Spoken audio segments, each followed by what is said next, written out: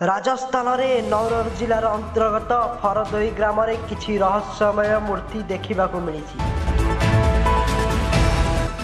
यही मूर्ति गुड़िक स्थापना केबे किए कहीं करथिले ताहा कोनोसी तथ्य नहीं।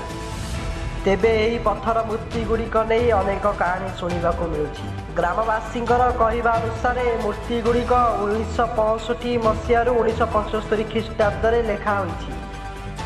नाराधर गाँवर जड़े व्यक्ति पत्नी नेबापाई शशुर घर गाँ फरद ग्राम को आसीथिले।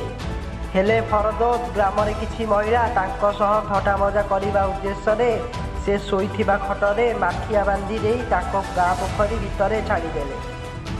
जेतेबेले व्यक्ति जनक निद भांगिला से निजे चारिपाखरे पानी देखि भयभीत होईगला और तांकर मृत्यु घटे। यही घटना नाराधुर ग्रामवासी माने रागी जाई सेही महिला मानंकु बांधी जियंता जाळीदेले। घटना परठारु मूर्ति गुड़िक आपे आपे प्रकट होइथिबार कुहा जायछि। तेबे एही मूर्ति गुड़िक आज पर्यंत केही गणी पारि नाथिबार ग्रामवासी कहिसथि। जेते थर गणना करा जाए सेते थर मूर्ति गुड़िक संख्या भिन्न भिन्न हो जाए।